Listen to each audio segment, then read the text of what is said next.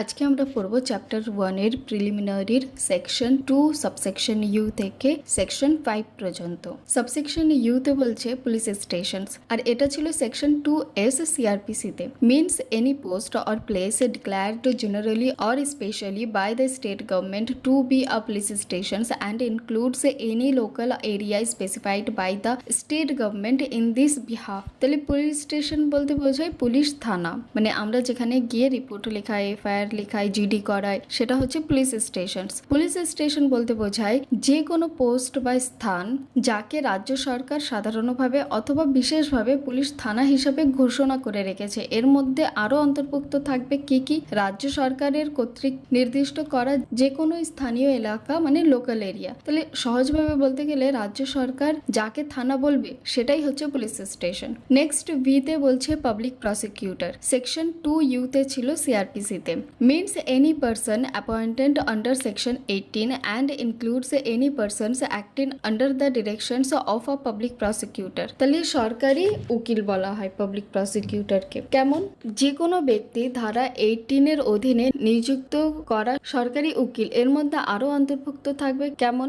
এমন কোনো ব্যক্তি যিনি পাবলিক প্রসিকিউটরের নির্দেশে কাজ করেন। ঠিক আছে, মানে কাউকে অ্যাসিস্ট্যান্ট পাবলিক প্রসিকিউটরকে নির্দেশ দিয়েছে, তাহলে অ্যাসিস্ট্যান্ট পাবলিক প্রসিকিউটরও হচ্ছে পাবলিক প্রসিকিউটর। তাহলে সহজভাবে বোঝায় যে সরকার নিযুক্ত কৌশলী, মানে হচ্ছে সরকারি উকিল এবং তার নির্দেশে কাজ করা অন্য কোনো আইনজীবী, তারাও হবে পাবলিক প্রসিকিউটর।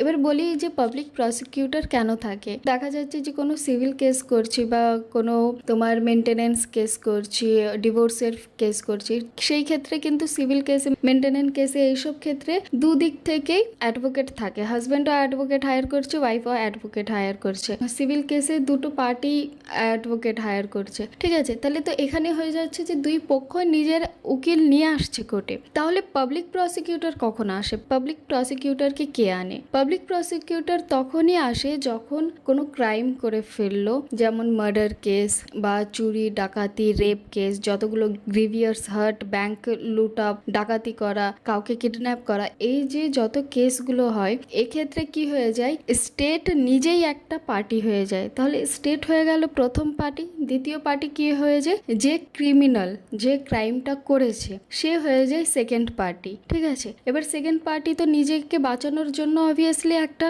উকিলকে নিয়ে আসবে, যে না না এগুলো সব মিথ্যা কথা, ভুল, আমি আমার উকিলকে নিয়ে এসেছি। কিন্তু যার ক্ষতি হয়েছে তার ক্ষেত্রে স্টেট কেস লড়ে। ঠিক আছে, তাহলে তখন স্টেট দেয় একটা উকিলকে, সেই উকিলকে আমরা সাধারণত পাবলিক প্রসিকিউটর বলে থাকি। আর তার যে টাকা পয়সা সবকিছু সেইগুলো কিন্তু সরকারই বেয়ার করে, সরকারই দেয়। ঠিক আছে, তাহলে পাবলিক প্রসিকিউটর মানে হচ্ছে যখন স্টেট নিজে থেকে কোনো একটা কেসে উকিল ঠিক করে, তখন তাকে আমরা বলছি পাবলিক প্রসিকিউটর। ডাব্লিউতে বলছে সাব ডিভিশন। সেকশন 2 ভি তে ছিল সিআরপিসি তে। Means a sub divisions of a district, মানে সাব ডিভিশন বলতে উপবিভাগ। তাহলে উপবিভাগ বলতে বোঝাচ্ছে যে একটি জেলার উপবিভাগ, মানে যেটা হবে sub division of a district. তাহলে ডিস্ট্রিক্টের মধ্যে আবার ডিভিশন হচ্ছে এবং ডিভিশনের মধ্যে আবার হয়ে যাচ্ছে সাব ডিভিশন, মানে তার আবার জেলা, তার ভেতরের প্রশাসনিক অংশ, মানে ছোট ছোট টুকরো। ঠিক আছে, মানে এরিয়া ওয়াইজ এক একটা এরিয়া হয়ে যাবে তোমার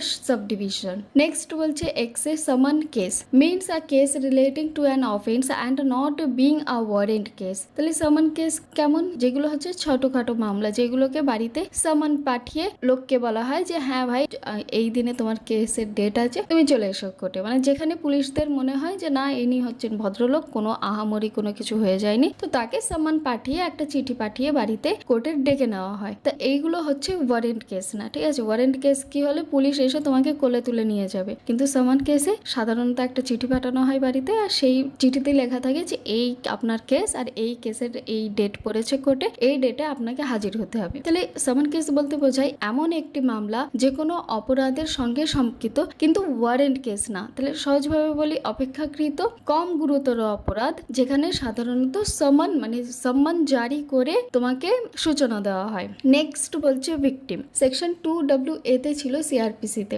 means a person who has suffered any loss or injury caused by reason of the act or omissions of the accused person and includes the guardian or legal hire of such victim। তাহলে victim বলতে কি বোঝাচ্ছে, যে ভুক্তভোগী, কারোর সাথে crime হয়ে গেছে, তাহলে যার সাথে হয়েছে সে হচ্ছে ভিকটিম। ভিকটিম বলতে বোঝায় এমন একটি ব্যক্তি যিনি অভিযুক্তের কাজ অ্যাক্ট অথবা অবহেলা ওমিশনের কারণে কোনো ক্ষতি লস হয়েছে বা আঘাত হয়েছে ইনজুরি হয়েছে এবং সেটা তিনি ভোগ করেছেন, তাহলে সে হয়ে যাবে ভিকটিম। আর ভিকটিম শুধু যার ক্ষতি হয়েছে সেই ভিকটিম না, তার গার্জিয়ান বা লিগাল আয়ারও ভিকটিম হতে পারে। আর যে ক্ষতি করেছে যে অ্যাকিউজড পারসন, এরকম দরকার নেই যে অ্যাকিউজড পারসনই ক্ষতিপূরণ ভরবে। যদি এরকম হয় যে অ্যাকিউজড পাওয়াই যায়নি, তাও কোর্ট তার কম্পেনসেশন দেবে। ধরো এ কে বি মার্ডার করেছে আর মার্ডার করে বি পালিয়ে গিয়েছে, এবার বি কে পাওয়াই যায়নি, তাহলে এখানে ভিকটিমকে এ, তাহলে এ তো মরে গেছে, তাহলে ভিকটিমকে হচ্ছে গার্ডিয়ান এবং লিগাল আয়ার। এবার এদেরকে কম্পেনসেশন কে দেবে? বি কে তো পাওয়া যায়নি, তাহলে এখানে কোর্ট কম্পেনসেশন দেবে। এবার দেখো এখানে আমি দ্য অ্যাকিউজড পারসন এই লাইনটুকু আমি পার্পল কালার করে রেখেছি, কারণ এই কথাটা চেঞ্জ হয়েছে। আগের যে CrPC ছিল সেখানে কিন্তু এই কথাটা আলাদাভাবে লেখা ছিল, সেটা এখন চেঞ্জ হয়ে দ্য অ্যাকিউজড পারসন করে দিয়েছে। ঠিক আছে, নতুন BNSS বইয়ে। জেডে বলছে ওয়ারেন্ট কেস। সেকশন 2X রয়েছে CrPC তে। Means a case relating to an offence punishable with death imprisonment for a life or imprisonment for a term exceeding 2 years। Warrant case বলতে বোঝায় এমন মামলা যা সম্পর্কিত এমন অপরাধের সঙ্গে যার শাস্তি হতে পারে মৃত্যুদণ্ড অথবা যাবজ্জীবন কারাগার অথবা 2 বছরের বেশির জেল, তাহলে সেইগুলো হয়ে যাবে ওয়ারেন্ট কেস। তাহলে গুরুতর অপরাধ হচ্ছে ওয়ারেন্ট কেস, আর তুলনামূলকভাবে কম গুরুতর হচ্ছে সমন কেস। নেক্সট 2 তে বলছে words and expressions used herein and not defined but defined in the information technology act 2000 and the Bharatiya Sanhita 2023 shall have the meaning respectively assigned to them in that act and Sanhita। এবার দেখো information থেকে নিয়ে act and Sanhita পর্যন্ত আমি purple করে রেখেছি, কারণ এটাও চেঞ্জ হয়ে গেছে, আগের বইতে এটা ছিল না। তা এখানে বলছে অন্যান্য আইনের সংজ্ঞা প্রযোজ্য হওয়া। এই উপধারে বলা হয়েছে যে এই সংহিতায় যেসব শব্দ বা শব্দবদন ওয়ার্ডস অ্যান্ড এক্সপ্রেশনস ব্যবহার করা হয়েছে কিন্তু যেগুলোর সংখ্যা এখানে দেওয়া নেই, অথচ সেইগুলোর সংখ্যা যদি ইনফরমেশন টেকনোলজি অ্যাক্টে দেওয়া রয়েছে অথবা ভারতীয় ন্যায় সংহিতা BNS এ দেওয়া রয়েছে, তাহলে সেই শব্দের অর্থগুলো সেই একই দাঁড়াবে। সেই সংশ্লিষ্ট আইন বা সংহিতায় যে অর্থ নির্ধারণ করা হয়েছে ঠিক সেই অর্থই গ্রহণ করা হবে। তাহলে BNS এর সংজ্ঞা নেই, এবার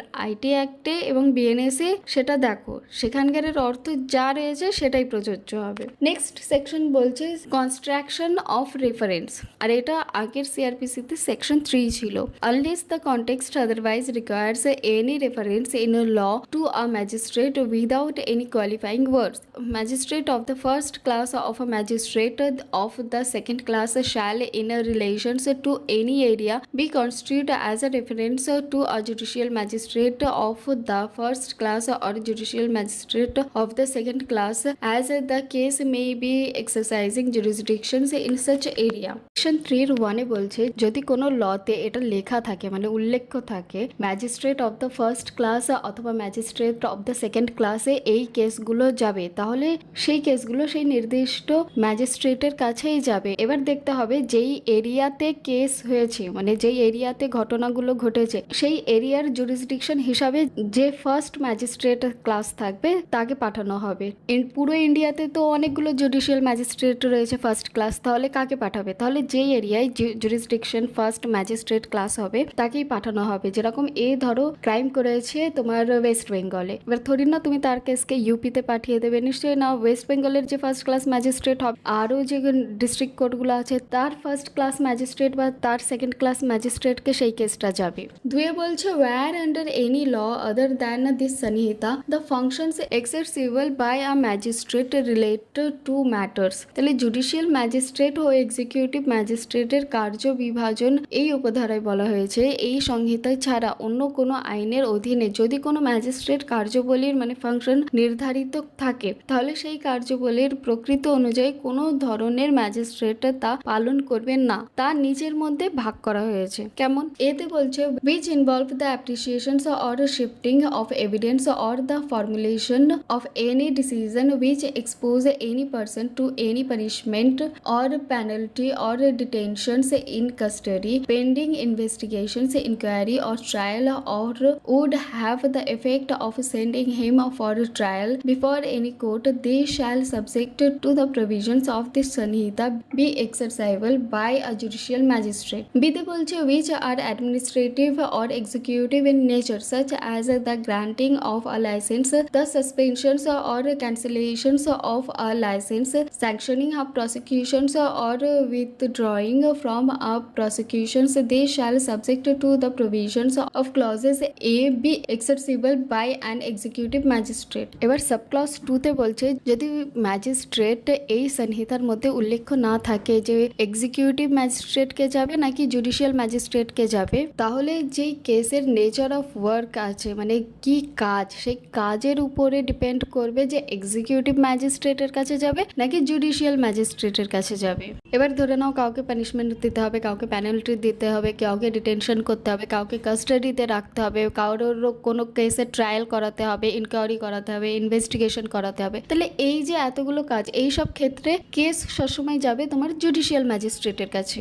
এবার ধরে নাও কোনো অ্যাডমিনিস্ট্রেটিভ টাইপের ওয়ার্ক রয়েছে, কারোর পাসপোর্ট বানাতে হবে, কারোর লাইসেন্স বানাতে হবে, কারোর লাইসেন্স ক্যান্সেল করাতে হবে, কারোর নাম চেঞ্জ করাতে হবে, তাহলে এই সব ধরনের কাজগুলো যাবে এক্সিকিউটিভ ম্যাজিস্ট্রেটের কাছে। কখন যাবে? যখন কোনো ম্যাজিস্ট্রেট উল্লেখ করা থাকবে না, মানে শুধু লেখা থাকবে যে ম্যাজিস্ট্রেট, তখন কিন্তু এইভাবে হয় জুডিশিয়াল ম্যাজিস্ট্রেটের কাছে যাবে না তো এক্সিকিউটিভ ম্যাজিস্ট্রেটের কাছে সেই কাজকে দেখে। তাছাড়া সবসময় সব লতে লেখাই থাকবে যে কোন ক্রাইম বা কোন কাজ কোন ম্যাজিস্ট্রেটকে দিয়ে করাতে হবে, first class magistrate, second class magistrate, or judicial magistrate, or executive magistrate. আর যদি অন্য কোনো ল বইতে যেরকম বিএনএস, বিএসএ বা বিএনএসএস বা অন্য কোনো স্পেশাল লতে যদি লেখা থাকে যে এই কাজ এই ম্যাজিস্ট্রেটকে যাবে, তাহলে তো সেই কাজ সেই ম্যাজিস্ট্রেটকে দিয়ে করানো হবে। 4 বলছে trial of offence under Bharatiya Nyaya Sanhita 2023 and other laws. Section 4 ছিল CrPC-তে all offence under the Bharatiya Nyaya Sanhita 2023 shall be investigated,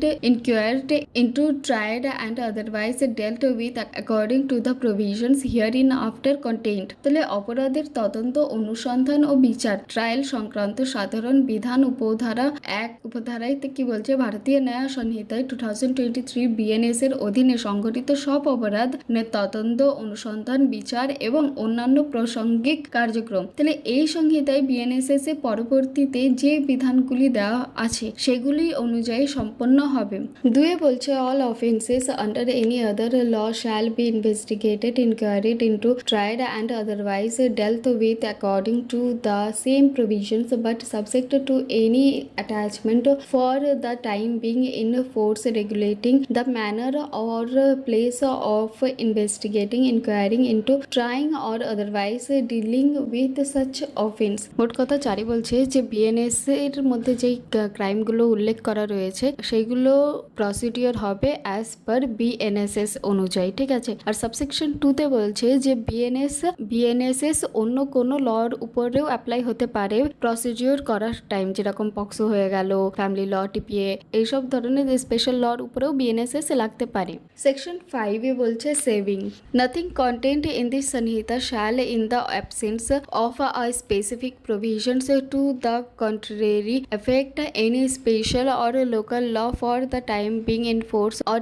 any special jurisdictions or power conferred or any special form of procedure prescribed by any other law for the time being in force। Section 5 মোট কথা বলছে যে যদি কোনো special ল থাকে বা local ল থাকে তাহলে সেই জায়গায় স্পেশাল ল বা লোকাল ল হি ব্যবহার হবে, কারণ তাদের জুরিসডিকশন অনুযায়ী সেই স্পেশাল ল বা লোকাল লটা বেশি পাওয়ারফুল, কারণ সেটাকে বেশি মাহাত্ম্য দেয়। যেরকম এর আগে আমি পড়িয়েছিলাম যে ইউনাইটেড টেরিটরি ওদের নিজস্ব একটা স্পেশাল ল আছে, তাহলে সেই ক্ষেত্রে এনা যে BNSS লাগবে না, কিন্তু যেহেতু ওদের কাছে কোনো একটা স্পেশাল ল স্পেশাল ভাবে বানানো হয়েছে বলে সেটাই লাগু হবে, কারণ BNSS তো আমাদের জেনারেল ল, ঠিক আছে, ওটা আমরা সবাই জানি যে হ্যাঁ জেনারেলি আমাদের BNSS সব জায়গায় লাগু হবে, কিন্তু তারা তো পাগল না যে অন্য কিছু ছাড়াও কিছু স্পেসিফিক যদি ল বানাচ্ছে তাহলে তাহলে কিছু ভেবেচিন্তেই বানাতে হবে। তাই স্পেশাল ল বা লোকাল ল যেখানে বেশি কার্যকর সেখানে কিন্তু বিএনএসএস অ্যাপ্লাই হবে না, সেখানে